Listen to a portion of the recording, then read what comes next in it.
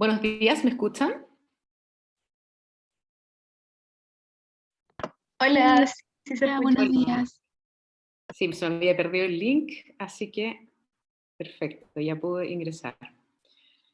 Estamos ya en la hora, déjame subir el PowerPoint para que demos inicio a la clase. A ver.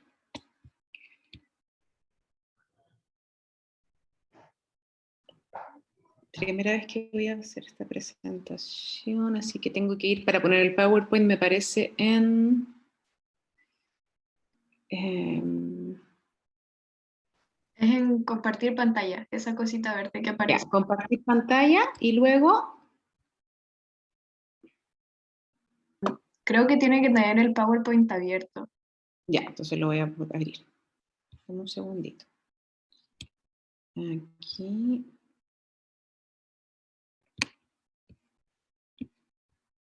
Vamos a cerrar acá. A ver. No me parece, espérate. Déjame buscarlo de nuevo. Okay. Derecho del mar.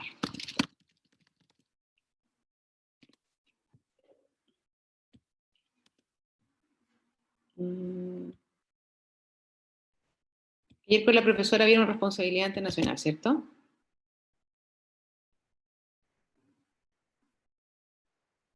¿Me escuchan? Sí, ayer vimos responsabilidad.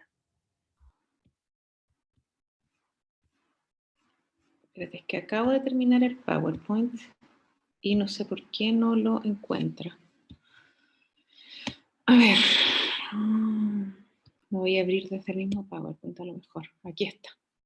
Uy, ya me estaba poniendo nervioso. Ya, entonces, tú dices que con el PowerPoint abierto debería poder compartir la pantalla, ¿cierto? Sí, ahí cuando aprenda a compartir pantalla le debería aparecer como opción el PowerPoint. Es que lo que pasa es que me tira a preferencias del sistema, porque probablemente, como nunca lo he hecho en este Mac, seguridad, haz clic para realizar cambios. Entonces ahí debería yo ponerle, que dejo que Zoom lo vea, ¿cierto? Sí.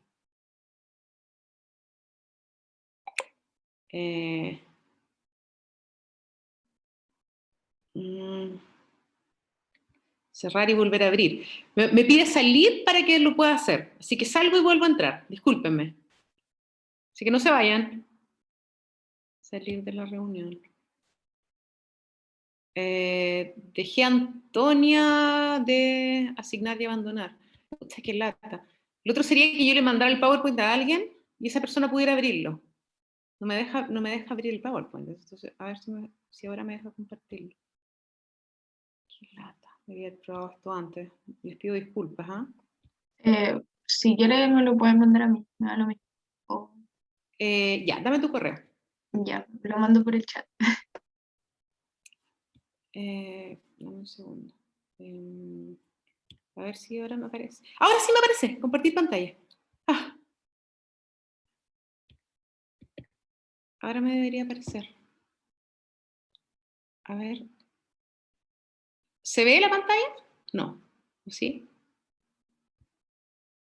Estás compartiendo pantalla, me parece. Sí, se ve la pantalla. Sí, se ve la pantalla. Se ve todas las ¿Ahora pantallas. se ve el PowerPoint? Sí. Ay, por suerte, ya yo me estaba poniendo nerviosa.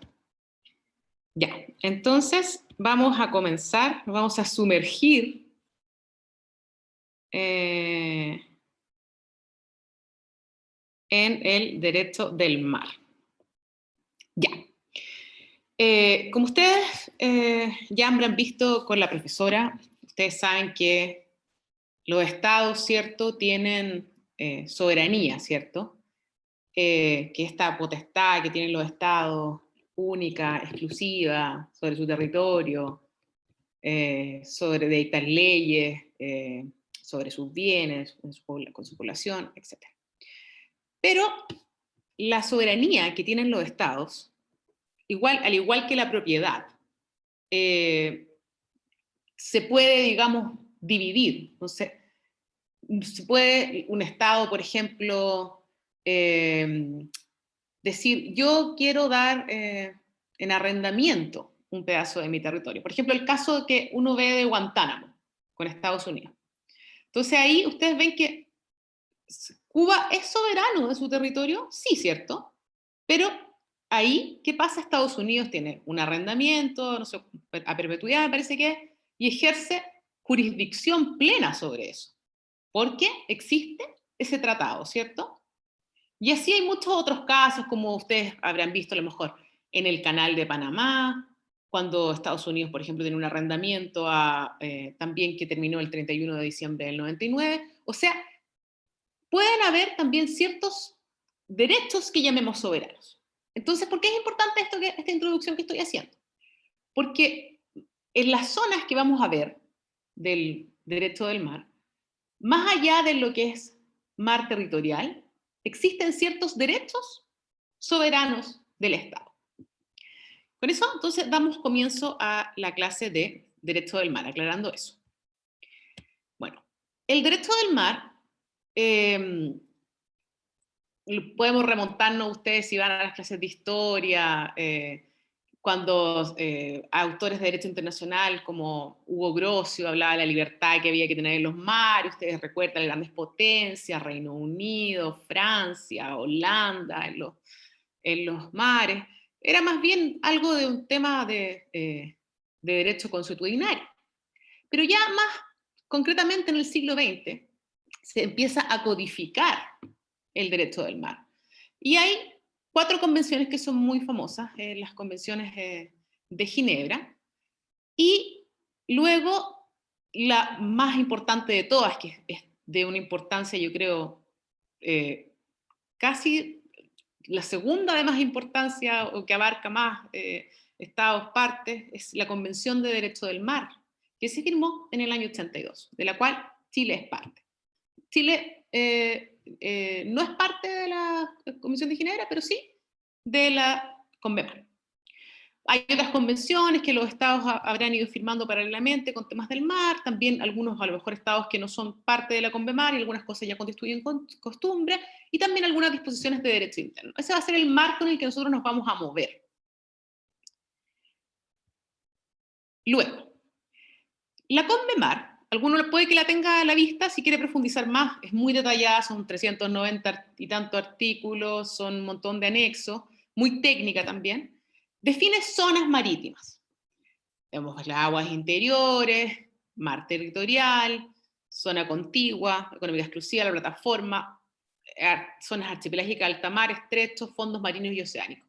Nosotros vamos a tratar hoy día de dar un barniz a lo que son estas zonas, porque el derecho del mar es un derecho muy técnico, que si a alguien le interesara, es toda una área de especialización, bueno, como muchas otras del derecho del mar, pero es tan específico.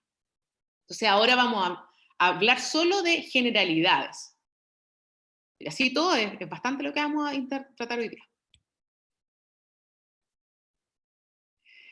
Vamos al artículo 2 de la CONVEMAR. ¿Qué vamos a entender nosotros por mar territorial? Nosotros sabemos que la soberanía, empezamos hablando de la soberanía de un estado ribereño, que significa que está, cierto, que tiene mar, se extiende más allá de su territorio y de sus aguas interiores, y incluso un estado un estado archipelágico, que tiene varias islas, significa, cierto, archipelágico, archipiélago, se extiende más allá de su agua archipelágica, y del mar adyacente se le llama el mar territorial.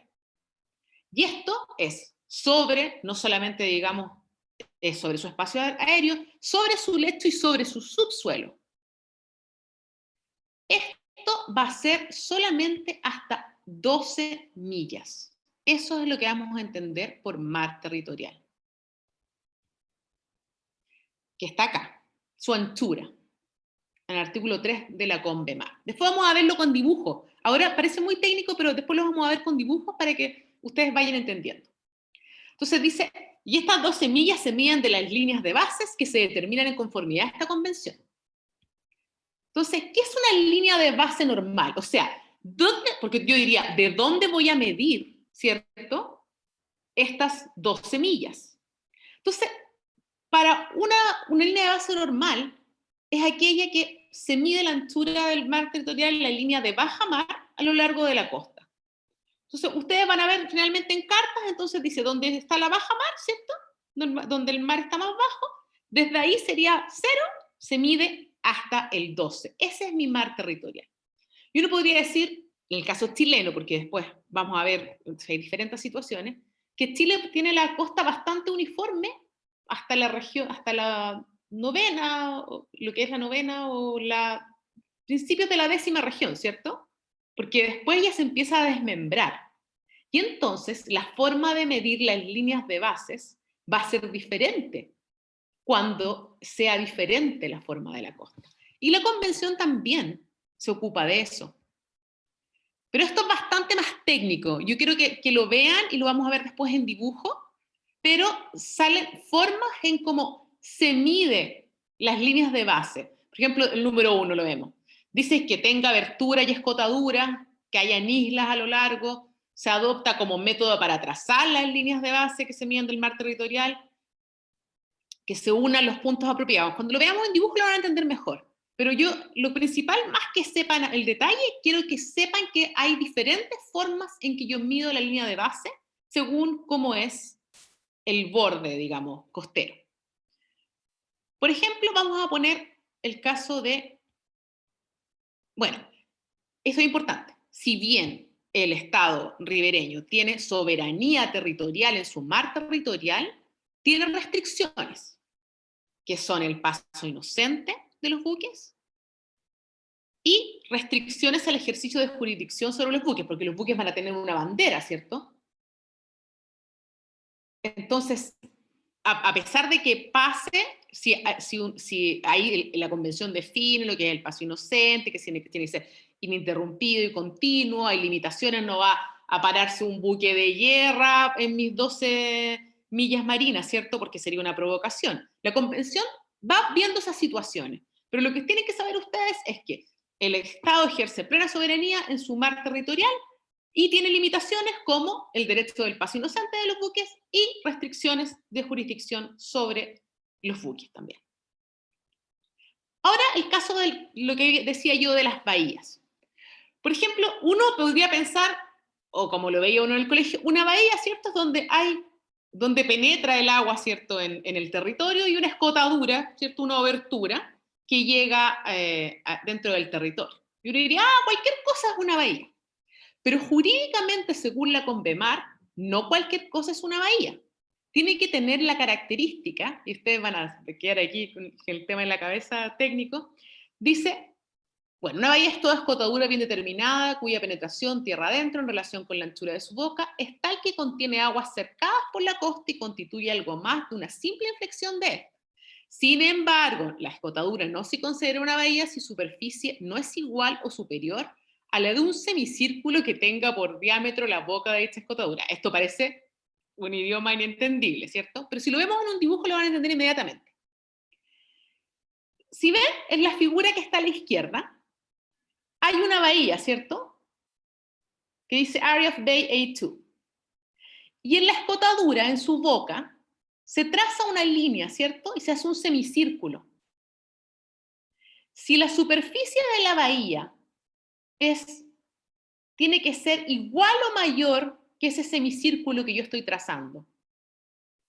Y si se dan cuenta en el dibujo de la izquierda, el área que comprende la bahía no es mayor a lo que contiene el semicírculo. ¿Se entiende? Si no lo entienden, lo vuelvo a explicar. Pero entonces el resto no es bahía nomás. No, esto es para saber si se puede decir que esa bahía, para cuando tracemos, acuérdense que estamos en la parte de trazar las líneas de base. Si lo que va a quedar dentro de la bahía va a ser aguas interiores o no lo voy a... Porque ahí, en el caso, por ejemplo, del caso de la izquierda, eso no sería una bahía jurídica, según la Convemar, ¿ya? En cambio, si vemos el caso de la derecha, yo cierro la boca, ¿cierto?, de la bahía, y le hago un semicírculo, y es más grande el área que está hacia adentro, ¿cierto? Entonces ahí yo sí puedo trazar la línea de base en la escotadura. Son cosas bien técnicas, pero en el fondo es que entiendan que hay formas de cómo se hacen estas delimitaciones. Por ejemplo, en el caso de las líneas de base. Lo vamos a ver en un dibujo después, o sea, lo van a entender más. Pero lo que está en el artículo 10 no se aplica a las bahías históricas. ¿Qué significa eso? Por ejemplo, acá estamos viendo y en las líneas de base rectas que se trazan con el 7, que es cuando se trazan de una manera distinta, por ejemplo, cuando hay archipiélagos como ahí. En el dibujo estamos viendo la bahía de Fonseca, que es una bahía histórica que incluso fue a un juicio en la Corte Internacional de Justicia, si no me equivoco, en el año 92, entre Honduras, El Salvador y Nicaragua, y la Corte fue adjudicando, según títulos históricos, de ocupación, ciertas islas de El Salvador, ciertas islas de Honduras, ciertas islas de Nicaragua, y una manera diferente de cómo es el régimen de la bahía y de cómo se trazaban las líneas. Entonces, dice el mismo artículo 10 que lo que yo les acabo de enseñar, cómo hacemos el semicírculo, cómo será, y además con que sea una bahía que sea de un solo estado. Ya nos ponemos en problemas y nos vamos a ir en problemas si más encima tenemos dos estados que se enfrentan y ahí hay un límite. Estamos en el caso que esa bahía fuera de un solo estado. Entonces, acá no se aplica ni a las bahías históricas, ni a las que sean más estados, ni a las que tengan la línea distinta. Como les dije en la clase, esto es bastante técnico. Pasamos a otra zona, la zona contigua. Yo creo que a lo mejor esto también lo aprendieron en el colegio. La zona contigua, nos vamos más allá del mar territorial.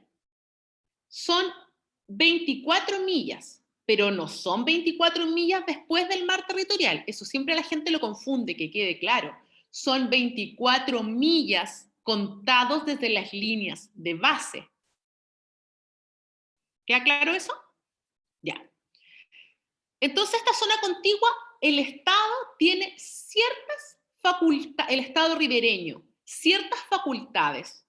Y esto es importante que sepan cuáles son, porque alguien le podría decir, oiga, el Estado puede fiscalizar en cosas, ahí dice, aduaneras, fiscales, inmigración, por ejemplo, si un barco chileno va y que viene un barco de afuera, o cuando uno ve, cierto, acá en Europa que viene en el agua, ¿puede entonces jurídicamente ir a fiscalizar? Sí, en la zona contigua sí, lo dice el artículo 33 de la CONVEMAR.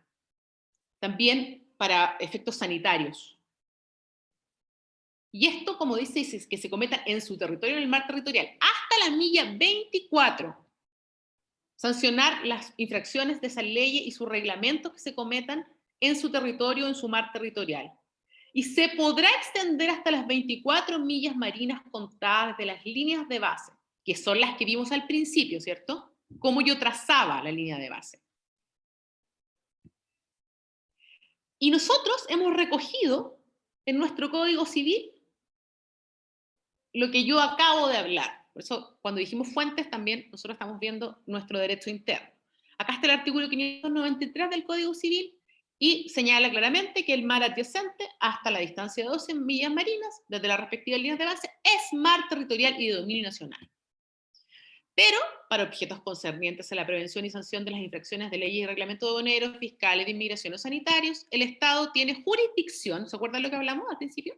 Sobre un espacio marítimo denominado zona contigua que se extiende hasta la distancia de 24 millas marinas que se miden de la misma manera. Bueno, luego habla de las aguas interiores del Estado que son de Chile, por supuesto. Entonces, ahí hemos visto CONVEMAR, derecho chileno. ¿Va quedando más o menos claro hasta acá? Yo sé que puede ser muy técnico, pero luego cuando lo vean en dibujo van a decir, mira, este dibujo cuando lo hubiera al principio de la clase no lo entendió nada, ahora lo entiendo. Acá, esto me lo prestó la profesora Fuentes para hacer la clase. Si ustedes se fijan, está todo hasta ahora lo que hemos hablado, después vamos a hablar de las otras zonas, pero ven que ahí dice aguas interiores, por si está la línea de base, ¿la ven que está marcada? Está como si todo fuera una costa perfecta, ¿cierto? Una línea recta. Vienen las 12 millas del mar territorial, después en esas 24 está la zona contigua, ¿cierto? Después se extiende, que todavía no lo hemos visto en esta clase, las 200 millas de la zona económica exclusiva y la plataforma continental, que podría ser un poquito más, después le vamos a ver por qué, y tenemos lo que se llama el alta mar y la zona. Esas son las zonas marítimas que tiene la Convemar. ¿Se va entendiendo?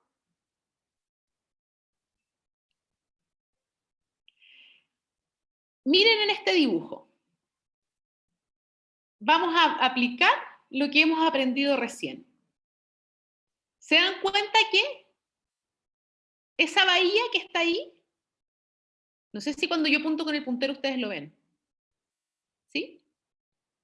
La bahía que está ahí está cerrada y es como agua interior, ¿cierto? Y la parte rosada es el mar territorial. Y en el caso que está desmembrada un poco la costa distinta, ya hay unas islas, las líneas de base se miden distinto porque tienen las islas, que ahí no es una línea de base normal, se toma hasta donde está la parte de las islas, ¿cierto? Y lo rosado que viene después es el mar territorial. Y en el caso, por ejemplo, de que haya como ahí un low tide, una elevación pequeña, también hace que luego eso tenga una repercusión en ese semicirculito que está en lo rosado acá. ¿Se alcanza a ver? Entonces, como ustedes pueden ver, gracias a la Convención del Derecho del Mar, se pueden establecer las distintas delimitaciones, digamos, marítimas, que por regla general sirven mucho, pero por supuesto también hay muchos casos que ha tenido que resolverse de manera judicial entre dos estados que tengan alguna diferencia. Entonces, eso es a grandes rasgos. Y quizás, esto todavía lo comentado al principio, esto no siempre fue así. O sea, por ejemplo, antes se creía que los estados debían tener... ¿Cuánto era nuestro mar territorial? Decían los estados. Bueno, hasta el alcance de un cañón, se decía. Después llegó alguien y midió y dijo, un cañón alcanza a llegar hasta las 3 millas. Entonces, será hasta las 3 millas. Entonces, esto es un derecho, por eso esto se le llama el nuevo derecho del mar, porque ha ido evolucionando. Y por supuesto también ha ido evolucionando también según ha ido evolucionando la tecnología, los descubrimientos, los recursos que hay en el mar. El mar como ustedes saben, es esencial para la vida y presenta ahora, tenemos muchos problemas en el tema de la contaminación, lo que pasa en alta mar, en algunos casos que hay, no sé, hasta incluso delitos de piratería. Me refiero que es algo muy complejo y muy técnico y que imagínense que el derecho internacional haya podido que los estados, porque son creo que más de 150 los estados que son parte de la Convemar, que hayan podido al menos fijar estas reglas. Es algo muy importante, es un hito. Y Latinoamérica tuvo mucha influencia, luego les voy a decir en la parte de la zona económica exclusiva, y eso es muy interesante, una historia muy interesante que contar, lo vamos a ver más adelante. Acá, por ejemplo, ustedes pueden ver la extensión de los espacios marítimos. Línea de base está ya, ¿cierto?, donde está antes de la Tierra. ¿La ven? Luego, hay aguas interiores, ¿cierto? A las 12 millas tenemos el mar territorial. Desde la 0 a la 24, la zona contigua, ¿cierto? A las 200 millas, la zona económica exclusiva. Luego viene el alta mar. Abajo está lo que vamos a ver luego, la plataforma continental. Y hay algo que se llama, en algunos casos, en algunos estados, que la profesora Fuente ha tenido un rol muy importante en la presentación chilena, lo que se llama plataforma continental extendida en los casos de los estados que la tienen. Lo que dice PCE ahí. Esos son los espacios marítimos. ¿Hasta acá se va entendiendo? ¿Alguna duda? Después podemos retroceder y volver a cada cosa. La zona económica exclusiva. La zona económica exclusiva está el área que está más allá del mar territorial y tiene un régimen exclusivo de acuerdo con los derechos y la jurisdicción del Estado ribereño y las libertades de los demás estados. La zona económica exclusiva antes no existía. Ustedes dirán, ¿de dónde se sacó esto de las 200 millas? Nadie antes, a lo más como les dije yo, se había llegado esto de que mar territorial 3 millas, después quizás 12 millas, pero ¿de dónde nace esto de la zona económica exclusiva? Y aunque ustedes no lo crean, el tema de decir que hubiera un régimen especial para los recursos de la zona económica exclusiva nace en Latinoamérica. La zona económica exclusiva es uno de los aportes que hace Latinoamérica al derecho internacional. En el año 47, antes habían habido otras declaraciones de que los recursos que estaban en el mar adyacente de Estados Unidos, en Argentina, pero no se había puesto un número, por así decirlo. Pero el año 47, en el caso chileno, el presidente González Videla, él hace una declaración y proclama la soberanía y jurisdicción sobre el mar y el zócalo continental de las costas chilenas hasta las 200 millas. O sea, Chile es protagonista en esta historia. Entonces, leamos el artículo, esto es donde dice, el presidente declara, la declaración, el segundo punto. El gobierno de Chile confirma y proclama la soberanía nacional sobre los mares adyacentes a sus costas, cualquiera sea su profundidad, en toda la extensión necesaria para reservar, proteger, conservar y aprovechar los recursos y riquezas naturales de cualquier naturaleza que sobre dichos mares, en ellos y bajo ellos se encuentren, sometiendo a la vigilancia del gobierno, especialmente las faenas de pesca y caza marítimas, con el objeto de impedir que las riquezas de este orden sean explotadas en perjuicio de los habitantes de Chile y mermadas o destruidas en detrimento del país y del continente americano. O sea, ustedes piensan que todavía no estaban estas convenciones de Ginebra que habían codificado. Esto es parte de la historia de cómo se va forjando esto, desde Latinoamérica. Y ya en el 82 la CONMEMAR, Chile hace esta declaración en el año 47. Y luego, como a los otros estados, les empezó a aparecer de Latinoamérica, Perú, Ecuador, oye, sí, Chile tiene razón, ¿y por qué nosotros también no hacemos lo mismo? Fueron primero haciendo estas declaraciones unilaterales. Entonces pasa algo crucial, el año 52, lo que se conoce como la Declaración de Santiago. Se hace una conferencia en Santiago y Chile, Perú y Ecuador declaran sus zonas marítimas en conjunto. O sea, esto es trascendental en esta historia. Entonces, ahí se dan cuenta que vuelven a reiterar el tema de las 200 millas, pero ya mucho más detallado. Dicen, vamos, 1, los factores geológicos y biológicos condicionan la existencia, conservación y desarrollo de la fauna y flora marítimas en las aguas que bañan las costas de los países declarantes, hacen que la antigua extensión del mar territorial, lo que yo les contaba, ¿cierto?, y de la zona contigua sean insuficientes para la conservación, desarrollo y aprovechamiento de esas riquezas a que tienen derecho los países costeros.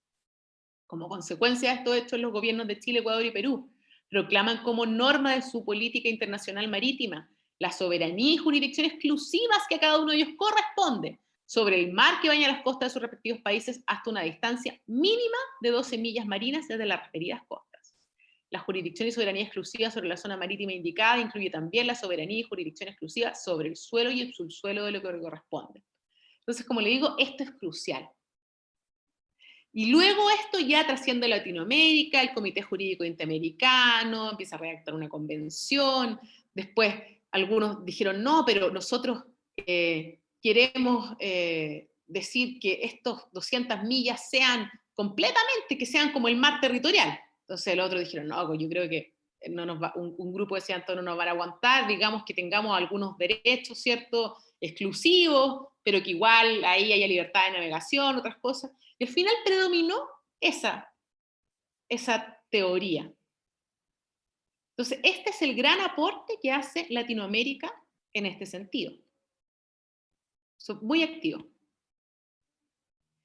Y aquí queda plasmado todo esto, por supuesto, ya en la Convemar, con más estados. Después empiezan a sumar estados de África, estados de Asia, y empiezan a decir, el presidente de la Unión Africana dice, ahora nosotros vamos a declarar que nuestros estados tienen 200 millas, que todavía no tenía el nombre de zona económica exclusiva, de que nosotros podemos tener estos recursos exclusivos. Entonces, la iniciativa partió de acá y se fue sumando, y después los otros dijeron, bueno, se tuvieron que ir sumando. Y entonces esto queda plasmado en la Convemar. Entonces, acá, si se fijan, están cuáles son las facultades que tiene esos derechos de soberanía que yo les decía, que no es la soberanía completa del Estado como en el mar territorial, y en el territorio mismo, por supuesto. Dice, para los fines de exploración y explotación, conservación y administración de recursos naturales, vivos como no vivos, aguas subyacentes al lecho y el lecho del suelo del mar, y con respecto a otras actividades con miras a la explotación y exploración económicas de la zona, producción de energía derivada del agua, de las corrientes y de los vientos. Jurisdicción que en ese tiempo yo creo que todavía no estaba ni la tecnología para muchas de estas cosas. Nosotros ahora vemos que está todo el auge de la mareomotriz, que se pueden poner ciertas torres en el mar, pero esto ya quedó en el año 82. Establecimiento y utilización de islas artificiales e instalaciones de estructuras. Esto se usa mucho en Asia, en China tienen muchas islas artificiales. Investigación científica marina, protección y preservación del medio marino, y otros deberes y derechos. Entonces, esto es los derechos del Estado ribereño en la zona económica exclusiva. ¿Alguna pregunta hasta acá? Pero en verdad es como, porque me entró la duda solamente. La protección y preservación del medio marino como que está más específicamente regulada. Es que lo que pasa es que en alta mar, bueno, cuando veamos el alta mar, ahí es donde empiezan a surgir los problemas, porque es un patrimonio común a la humanidad. Entonces también es como de todos, pero no es de nadie. Y si ustedes se dan cuenta, de aquí surgen muchos problemas. Ustedes han visto ¿qué pasa con las especies esas que son, por ejemplo, como el atún, que son especies como, que no me acuerdo el nombre específico que tienen, pero que cruzan grandes extensiones de mar, digamos. Entonces, van más allá de los 200 millas. Y ustedes mismos han visto que a veces hay flotas pesqueras completas, ya sean chinas, japonesas, que a lo mejor están en la milla 201. Y entonces, ¿qué hago si yo no puedo pasar de las 200 millas? Porque estos derechos de explotación y exploración son hasta la milla 200. Transpelágica, no me acuerdo cómo se llaman las especies, no me voy a acordar. Pero en el fondo, claro, las cosas no son tan así como yo les mostraba. Claro, uno ve la bahía que es así recta, pero en general no todas o sea, perdón, la costa, pero en general no todas las costas son así. Entonces, eso son cosas que son problemas que van surgiendo entre medio. Pero también, obviamente, hay mucho impulso por todo el tema que estamos viendo del cambio climático y lo demás, a que se regule de manera más fuerte todo el tema de la protección de los océanos. Sigamos. Acá hay derechos y deberes de terceros estados. O sea, ¿qué pasa yo si siendo un tercer estado, un buque con bandera de otro estado, yo por la zona económica exclusiva? Ahí yo tengo libertad, lo que yo no puedo es ponerme a pescar ahí. Pero un buque tiene libertad de navegación y un avión tiene libertad de sobrevuelo también. Puedo tender tuberías y cables marinos. Esto estamos hablando en la zona económica exclusiva. Otros usos legítimos del mar relacionados con esas libertades, ¿cierto? Dice. Pero por supuesto teniendo en cuenta los derechos y deberes del Estado ribereño y conforme a las reglas de ese Estado ribereño que se dicten en conformidad a la Convemar y a las normas del derecho internacional. Eso significa que, por ejemplo, si yo prohibiera en mi legislación interna, nadie puede hacer un tendido submarino en mi zona económica exclusiva. No serviría, ¿cierto? Porque la Convemar explícitamente dice que alguien puede, un tercer estado, hacer eso en la zona económica exclusiva, ¿cierto? Las disposiciones que se hagan tienen que ser acordes con el derecho internacional y con la CONVEMAR. Entonces, esas cosas se pueden hacer en la zona económica exclusiva. Y a veces es importante que ustedes lo sepan, porque a veces la gente confunde y dice y cree que las 200 millas son como si fuera mar territorial. ¿Se han dado cuenta que eso es algo que a veces la gente confunde? No se da cuenta de que solamente las primeras 12 millas son las que el Estado ejerce completa soberanía y que el resto tienen diferentes características. Bueno, ustedes después de esta clase, si es que tenían esa duda o no se lo habían planteado, ya no pueden decir que nadie se los contó, que no lo vieron venir. ¿Alguna duda hasta ahora? Dígame. Te escucho muy bajo.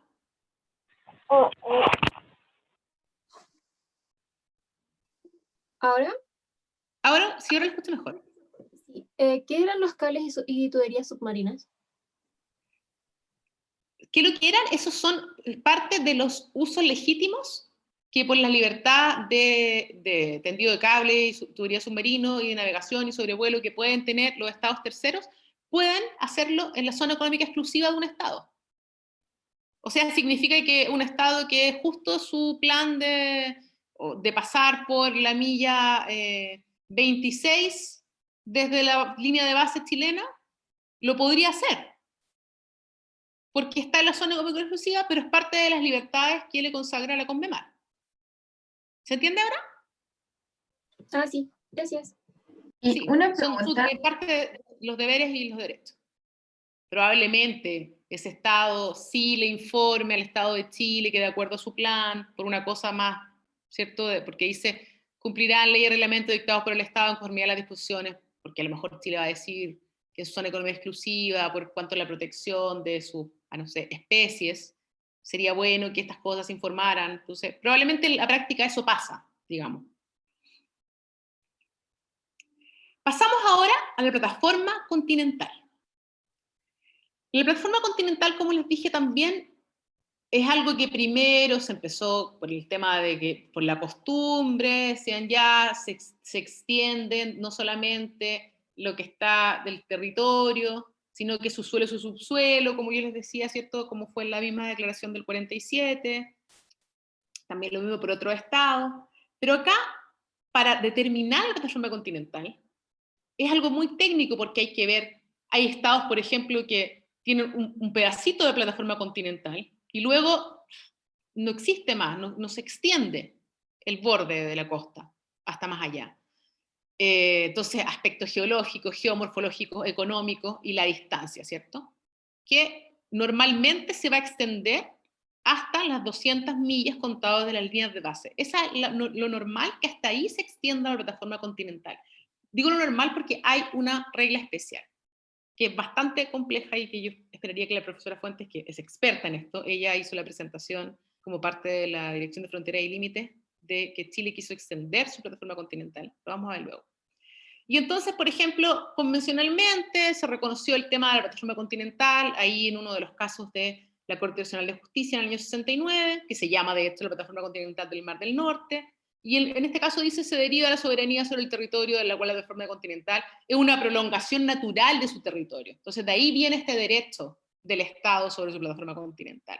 También hay un caso del año 78 entre Grecia y Turquía, en el que, bueno, la Corte se declara incompetente, pero también hace una alusión a lo que es la plataforma continental. Entonces, como ven, constitucionariamente ya hablábamos de lo que era la plataforma continental. Incluso en la Convención de Ginebra del 58, ¿se acuerdan que yo les dije que antes de llegar a esta gran convención del derecho del mar del 82 estaban estas 4 convenciones de Ginebra? Ya. En la convención, en el artículo 1, se dice también qué es la plataforma continental. Ya dice que se refiere al lecho, al subsuelo de las áreas submarinas que adyacentes a la costa, hasta 200 metros o más allá de ese límite donde la profundidad de aguas subyacentes permite la exploración de los recursos de dicha zona, o al lecho y al subsuelo de similares áreas submarinas adyacentes a las costas. Eso lo decía ya la Convención de Ginebra. Pero lleguemos a lo que nos interesa, que es la CONVEMAR. La CONVEMAR define la plataforma continental Dice que comprende el lecho y el subsuelo de las aguas submarinas que se extienden más allá de su mar territorial y a lo largo de toda prolongación natural de su territorio hasta el borde exterior del margen continental. O sea, hasta el borde, ¿cierto? Que yo les dije que donde se extendía el territorio, ¿cierto? Margen continental. O hasta 200 millas desde las líneas de base, a partir de las cuales se mide la anchura del mar territorial en los casos en que el borde exterior del margen continental no llegue a esa distancia. Entonces yo dije, algunos casi no van a tener plataforma y otros tienen una gran plataforma. Y tener una gran plataforma también es tener una gran cantidad de recursos, porque abajo de la plataforma continental ya hay muchos recursos, ¿cierto? Que son los mismos, no sé, como los cangrejitos que andan por abajo, pueden haber recursos, a lo mejor algún tema petrolero. Entonces, si es para los estados, es importante, es una fuente que puede tener recursos. Y ahora viene esta parte que yo ya les decía que es muy compleja, la excepción. Bueno, aquí vamos a ver la plataforma continental. Está la Tierra, ¿cierto? Ahí es donde se mide, supongamos, la línea de base. Después viene la plataforma continental, que normalmente es hasta las 200 millas. Pero ustedes se van a preguntar, hoy miren, arriba hay una posibilidad de que yo lo extienda hasta 350 millas. Pero uno diría, ¿cómo? O sea, de partida tendría que yo tener un borde exterior que tuviera al menos, ¿cierto?, las 350 millas. Pero ahí es donde viene lo muy complejo, que lo describe. Miren. Aquí está la imagen, que yo creo que la profesora Fuentes les podría después explicar mejor, cómo se determina el límite exterior de la plataforma continental en el caso que yo quisiera extender mi plataforma continental a más de 200 millas. Pues la primera cosa es que yo debo tener una plataforma continental que sea mayor a 200 millas, ¿cierto? Y luego probar ciertos supuestos. Miren ese dibujo, ténganlo un poco en mente, porque yo voy a cambiar la diapositiva a lo que dice la convención.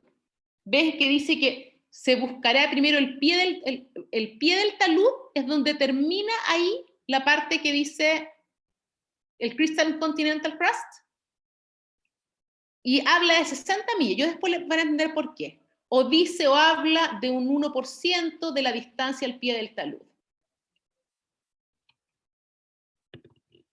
Aquí dice la convención, es bien enredado esto, cómo se determina ese borde exterior. Por eso que esto se trabaja con gente técnica, con instrumentos técnicos, que para poder yo hacer esta presentación, Argentina la hizo hace muchos años, y nosotros la estamos ahora, la entregamos creo que este año o el año pasado, se presenta un organismo que es el organismo que ve el tema de los límites de la plataforma continental en Naciones Unidas, que tiene expertos técnicos y que analizan estos informes para que a un Estado se le pueda decir, nosotros como organismo técnico se le reconoce a este Estado que tiene la plataforma hasta tal parte.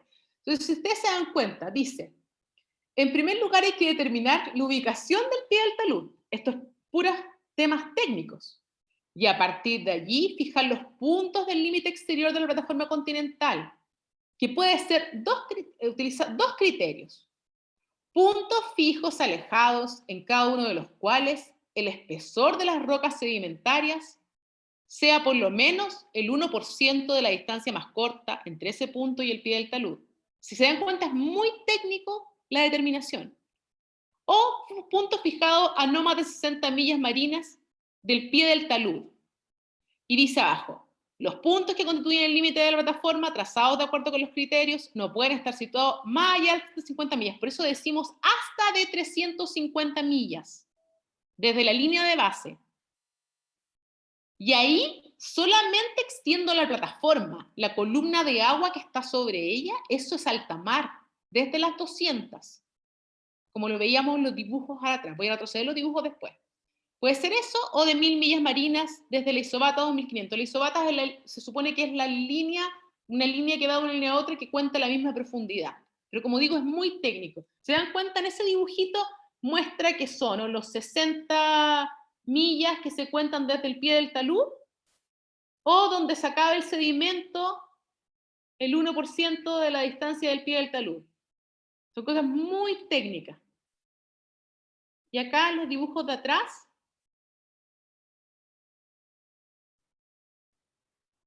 si se dan cuenta, esa plataforma continental extendida es solo la plataforma en la que el Estado va a poder explotar esos recursos. El agua, la columna de agua, no.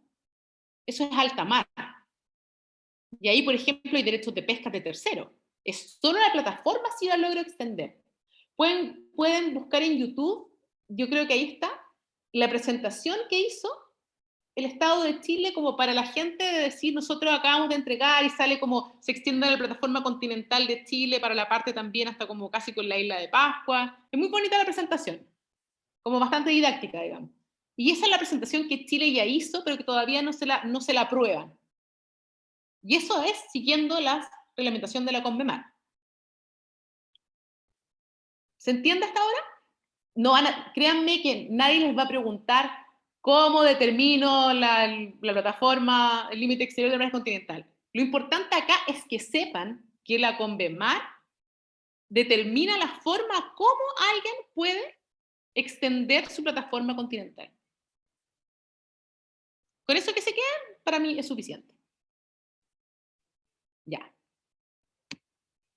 Y acá, dígame. Perdón, una pregunta es que no sé si todas las plataformas continentales normales tienen ese talón para medir después para extenderse. Es que las plataformas continentales, por eso que cuando empezamos la clase dijimos que había que ver cosas económicas, geomorfológicas, de diferentes cosas, porque algunos estados tienen una plataforma continental, y ni siquiera no todo el estado, a lo mejor en una parte es muy amplia, en otra es cortita. Entonces va a depender del estudio técnico que se haga, que se hace con sonares y todo lo demás, para poder determinar cómo es mi plataforma continental. Y los estados que les convenga, obviamente les va a convenir, porque van a poder extraer, decir, si alguien quiere extraer un recurso, que son de los que van, como yo les decía el ejemplo de los cangrejitos, ¿cierto? Lo que está abajo, lo que está pegado a la plataforma, no podría venir alguien y decir, yo lo voy a explotar. No, porque es de la plataforma continental, si es que se aprueba lo extendido de ese estado. ¿Se entiende? Sí, mejor. Gracias. Ya. Y aquí, en la declaración del 47, también se habla de la plataforma continental. Acá dice, como ustedes ven, el gobierno de Chile confirma y proclama la soberanía nacional sobre todo el zócalo continental adyacente a las costas continentales e insulares del territorio, cualquiera sea su profundidad, reivindicando por consiguiente todas las riquezas naturales que existen sobre dicho zócalo, en él y bajo él, conocidas o por descubrirse. O sea, si se dan cuenta, en ese momento Chile fue bien innovador en las propuestas que hace en su declaración.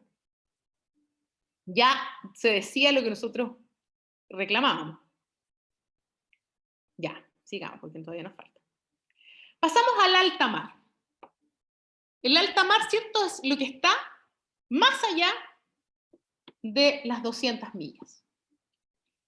Para los estados que, digamos, reconocen eso, que han firmado la CONVEMAR, porque a lo mejor hay un estado que no ha firmado la CONVEMAR y dice, no, yo no lo reconozco y no es parte del derecho consuetudinario. O sea, ahí podría haber un tema, ¿cierto? O que hay una limitación específica, ya sea porque hizo un tratado con otro estado o que un fallo de un organismo, puede ser un tribunal internacional, un arbitraje, un árbitro internacional que lo estaba bien determinado, diga otra cosa, ¿cierto? Entonces, el alta mar. ¿Qué pasa en el alta mar? Tenemos libertad de navegación, lo sabemos, ¿cierto? Libertad de sobrevuelo. Podemos tender estos cables y tuberías submarinas. Puedo hacer islas artificiales. De repente hay unos documentales bien extraños de gente o millonarios que se han hecho una isla artificial como en un parte del alta mar frente a algunos estados y los sorprende y les ponen nombre como que es un estado libre, que nadie tiene jurisdicción ahí, pero esas cosas en el mundo existen, cosa de googlearlo nomás. Libertad de pesca y de investigación científica. Esas son las libertades del alta mar. Todo esto está en la CONVEMAR, aquí está resumido. La pesca en alta mar. Vamos a revisar en particular 3 artículos. el 116, 117 y 118. Todos los estados tienen derecho a que sus nacionales se dediquen a la pesca, pero, por supuesto, sujeto a si ha firmado algún tratado, los derechos y deberes de los estados ribereños y las disposiciones de esta misma sección. Dice el 117, todos los estados tienen el deber de adoptar medidas que en relación con sus respectivos nacionales puedan ser necesarias para la conservación de los recursos vivos de alta mar o cooperar con otros estados. Entonces, ahí, por ejemplo, uno podría pensar, no sé, el régimen de las balleneras, por ejemplo, que siempre es un problema con el tema de Japón, de la caza de ballenas, por ejemplo. Uno decía, a lo mejor, ahora no me lo planteé, pero no sé si Japón es parte de la CONMEMAR, no lo sé. Uno podría decir, mire, el Estado tiene el deber de adoptar medidas en relación a sus respectivos nacionales con el tema de la conservación de los recursos vivos de alta mar. Entonces acá vemos que puede tener una aplicación. Pero ojo, con ese beneficio inventario, no sé si es parte de la CONMEMAR, no lo revisé. Hay que revisar. El 118, a lo mismo. Cooperación entre los estados, conservación de los recursos del alta mar. Los estados cuyos nacionales exploten idénticos recursos vivos o diferentes recursos vivos situados en la misma zona, celebrarán negociaciones para tomar las medidas necesarias para su conservación de los recursos vivos. Cooperarán según proceda para establecer organizaciones subregionales o regionales de pesca. Entonces, los estados tienen este deber de cooperación, ¿cierto? De también intentar conservar, pero también es algo muy reñido porque a lo mejor un estado, a lo mejor como China, que tiene una gran cantidad que son empresas flotantes, que se van moviendo de un lado a otro del mundo, a lo mejor uno podría decir, y yo, ojo, tampoco sé si China es parte de la CONMEMAR, tendríamos que revisarlo. Uno podría decir, ¿está ejerciendo este deber de cooperación con los otros estados de conservación de los recursos que están en alta mar? Entonces, esas cosas uno en realidad podría plantearse. Pero la misma CONVEMAR, que ahora no lo vamos a ver, tiene mecanismos bien innovadores de solución de controversia. De hecho, es una de las únicas convenciones que, y esto se lo pongo como nota al margen, porque yo lo estudio por el tema de que yo estoy estudiando temas de cómo obligar a entes no estatales, para cuando alguien explota una parte de la zona, que la vamos a ver lo que es, que está como la parte, el suelo y el subsuelo del alta mar, y puede haber hay mecanismos incluso como de estados con particulares, o también mecanismos entre estados. También ustedes saben que hay un tribunal, que es el Tribunal del Derecho del Mar, que está en Hamburgo, que también los estados pueden elegir dirimir las controversias en ese tribunal. O sea, tiene mecanismos bastante flexibles y establece muchos mecanismos de solución de controversia. Eso también es muy fuerte en esto, pero no lo vamos a ver la solución de controversia ahora. Se ve los que tomen el optativo de solución de controversia. Otro tipo, los estrechos. También regula la CONVEMAR los estrechos. ¿Cuánto hora tenemos? ¿Es hasta las 10:50? ¿O hasta las 11? 10:50, ya, sí vamos a alcanzar. Ya, los estrechos habla también del régimen jurídico de los estrechos. Dice, el régimen de paso por los estrechos utilizados, ¿cierto?, para la navegación internacional no afectará en otros aspectos la condición jurídica de las aguas de tales estrechos, ni el ejercicio de los estados ribereños del estrecho y soberanía o jurisdicción sobre tales aguas, su subsuelo y su espacio aéreo situado sobre ellas. Entonces, hay un derecho a paso tránsito, al paso inocente de los buques, pero también hay casos en que hay regímenes propios. Por ejemplo, el caso del Estrecho de Magallanes. Ustedes saben que el Estrecho de Magallanes, nosotros ahí en ese caso con Argentina, hay un tema de que no se pueden construir fortificaciones, hay una declaración de neutralidad que proviene de los tratados de 1881 con Argentina, de 1984 de paz y amistad. Entonces también, si hay un régimen que los estados tengan especial entre ellos, va a predominar, por supuesto, lo que tengan sobre su régimen convencional. Y en ese aspecto estaba leyendo, porque en algunas partes entiendo que la CONVEMAR podría decir, dar más. Lo que dice ahí es, claro, el régimen que se establezca sobre los estrechos no cambia la condición jurídica que en las aguas que están sobre el estrecho sea para los estados que están pasando ahí, ¿cierto? Les doy derecho a pasar, a transitar, paso inocente, pero no cambia el régimen jurídico de los estados que están ahí. Esto es lo que llamamos la zona, que es lo que yo les dije, los recursos que están, como dice ahí, sólidos, minerales sólidos, líquidos, gaseosos, que están en los fondos marinos o en su subsuelo. En este caso sería más allá de la zona económica exclusiva, ¿cierto?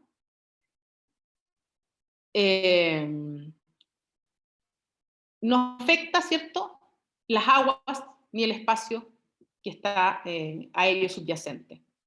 Y esto declara que los fondos marinos o su subsuelo son patrimonio común de la humanidad. Entonces, ¿qué significa jurídicamente eso? Que no va a poder decir alguien reivindicar, aquí este fondo es mío. No va a ejercer soberanía. No se va a poder apropiar de esa parte.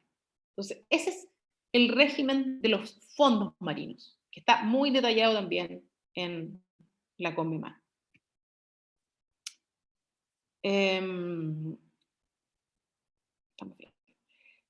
Respecto de la convención en general, y saliendo de las zonas, a esta convención no en general se le pueden hacer reservas ni excepciones, salvo que algún artículo lo permita, pero este es lo general. Sobre las declaraciones y manifestaciones que pueden hacer los estados, dice esto que no se impedirá que un estado al firmar o ratificar esta convención o adherirse a ella haga declaraciones o manifestaciones, cualquiera que sea su enunciado o nominación, a fin de que, entre otras, armonice su derecho interno con las disposiciones, siempre que tales declaraciones no tengan por objeto excluir o modificar los efectos de la convención. O sea, es parecido al de que no puede hacer reserva. O sea, estas declaraciones haga, digamos, lo que quiera usted, pero no modifica lo que dice la convención. Es un poco lógico, ¿cierto? Y si un estado dice, ya, ¿sabes qué? Esto de la CONVEMAR no me gustó, yo me quiero salir, puede denunciarlo.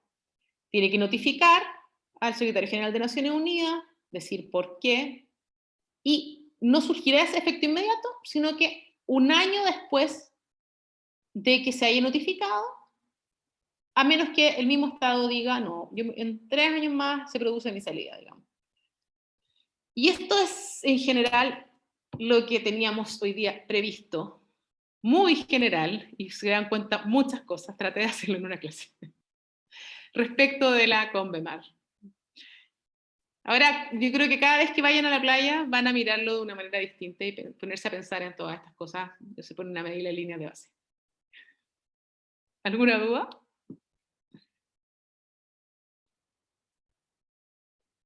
A mí no me quedó tan claro lo de las líneas de base que vimos al principio. Lo podría como o mostrar la Ya, diapositiva volvemos. como para entender un poco. Vamos a las líneas de base. Línea de base. Esto es lo normal. Una línea de base se toma desde la baja mar, ¿cierto? Porque ustedes saben, en la alta mar es cuando llega la ola, ¿cierto? De baja mar en la costa. Eso es lo normal. Pero sí, vamos a ver los supuestos, lo vamos a leer. Dice, en los lugares en que la costa tenga profundas aberturas y escotaduras, por los que hay una franja de islas a lo largo de la costa situada en su proximidad inmediata, puede adoptarse como método para trazar la línea de base desde que ha de medirse el mar territorial, el de las líneas de base rectas que unen los puntos. O sea, como vimos en el dibujo que vamos a adelantar después, voy a unir puntos para hacer cuál es la línea de base, si tiene estas características mi costa. Pues dicen, los casos que por la existencia de un delta y de otro accidente natural de la línea de la costa sea inestable, los puntos apropiados pueden elegirse a lo largo de la línea de bajamar más alejada mar afuera. Y aunque la línea de bajamar retroceda después, digamos, las líneas de base rectas seguirán en vigor hasta que les modifique el estado ribereño según esta convención. El trazado de la línea de base recta no debe apartarse de la manera apreciable de la dirección general de la costa o de las zonas de mar situadas del lado. O sea, va como dibujando la forma de la costa. Vamos a ver después. Del lado de la tierra, esas líneas han de estar suficientemente vinculadas al dominio terrestre para estar sometidas al régimen de las aguas interiores. Pues cuando el método de la línea de base recta sea aplicable, según el párrafo 1, ¿cierto? Al trazar determinadas líneas de base podrán tenerse en cuenta los intereses económicos propios de una región de que se trate, cuya realidad e importancia estén claramente demostradas por un uso prolongado. Entonces, ahora vamos al dibujito. que yo les decía. Se dan cuenta que en la costa normal, dice normal baseline, dice ahí, si no me equivoco. Yo, desde la baja mar, está todo como parejo, ¿cierto? Desde ahí van a haber 12 millas.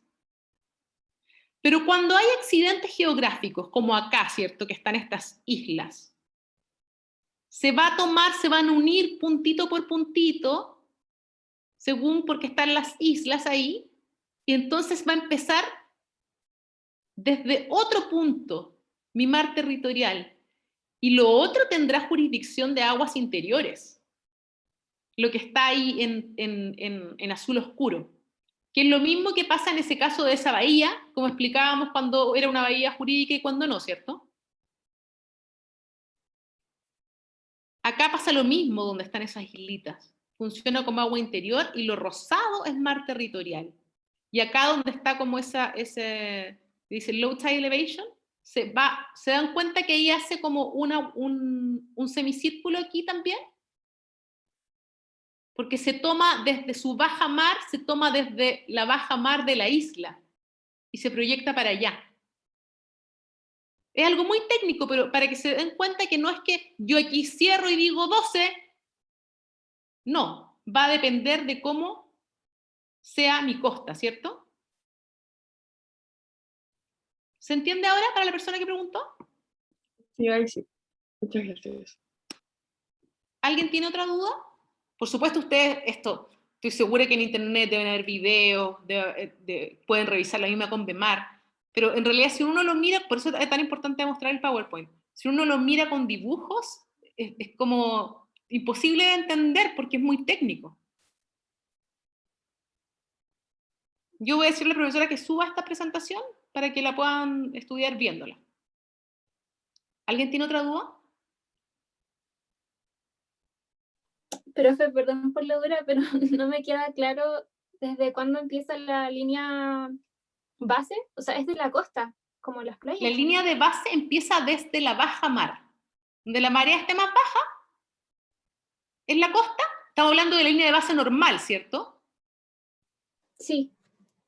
Desde la baja mar, aquí lo dice. Es la línea de bajo mar a lo largo de la costa. Ah, ya es que esa parte técnica no me queda Claro. clara. Y lo otro, el 7, es cuando se traza de base recta cuando tiene otros accidentes distintos, que es lo que vimos en el dibujo, ¿cierto? Sí. Ya. ¿Alguien más tiene alguna duda de lo que vimos? Lo que me queda, resumen, un minuto.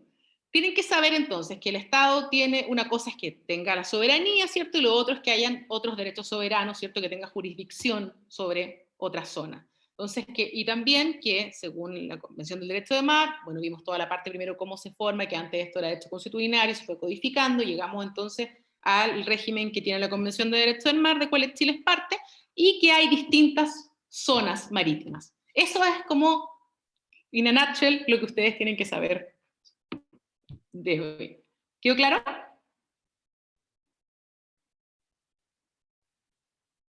Profe, ¿Sí? yo tengo una duda respecto a la plataforma continental. ¿Sí? Es que usted al final dijo que lo importante es que la Convemar determina cómo un país mide como algo hacia arriba, pero eso no me quedó muy claro. No, la Convemar dice que por regla general, ¿cierto? La plataforma continental se extiende hasta las 200 millas, ¿cierto? Que es como coincide con lo que es la zona económica exclusiva, como el dibujo que estamos viendo. Pero si ese estado tuviera una plataforma continental que fuera mayor, podría entonces pedir, según los estudios técnicos que vimos que había que hacer, que se extendiera hasta un máximo, ¿cierto?, de 350 millas. Y ellos les explicaba que solamente lo que se extiende es la plataforma, como en el dibujo que estamos viendo en pantalla, pero no se extendería su derecho sobre el mar que está, la columna de agua que está sobre lo que se extiende. ¿Se entendió? Sí, ahora sí. Muchas gracias, profe. En el dibujo se ve claramente. Bueno, espero la clase haya sido de su gusto y no sé cuándo nos volvemos a ver, pero mucha suerte en todo. ¿Le puedo hacer una última pregunta? Ah, sí, dígame nomás. Como ya en esa plataforma continental continental extendida, que entiendo que solamente la parte como abajo, ¿como qué implicancias tiene eso? Si no se pueden... Muchas, porque esa plataforma podría tener recursos, incluso como yo le dije, temas de explotación de petróleo, o si en el futuro se ponen, no sé, plataformas para el tema eólico, recursos naturales que están abajo en los sedimentos. Todo eso se lo gana el Estado, que logra que se le reconozca la extensión de la plataforma. Ah, ya, perfecto. Ahora sí. Gracias. Eso Creo que es. eso significa que otros estados no pueden hacer las mismas cosas como acceder a recursos en esa plataforma extendida. Si me la reconocen, por supuesto que ahí tendría yo los derechos, pero eso es todo un procedimiento que se lleva a cabo en la Comisión de Plataforma Continental que está en Naciones Unidas. Y, por ejemplo, Argentina ya hizo su presentación. Y ahí hay toda una polémica, porque Argentina quiso hacer una presentación también extendida casi que cerca como de la Antártica. Pero la Comisión de Límites, específicamente, incluso acá el tema de las Malvinas, dijo que él no se podía pronunciar sobre los lugares que estén como que tengan un conflicto, porque obviamente Reino Unido presentó ahí, hizo una presentación que eso estaba afectando sus derechos, no puede afectar los derechos de otro en ese momento. Y Chile, hace poco, y por eso le digo que es muy importante el profesor Fuente en esta historia, presentó su memoria a la Comisión de Límites de Plataforma Continental de Naciones Unidas para que se le reconozca la Plataforma Continental Extendida. Entonces, esto va a ser algo que está pasando y que va a tener implicancias para Chile. Buenas, digamos, si es que lo que nos reconozcan respecto del trabajo, porque es un trabajo muy técnico.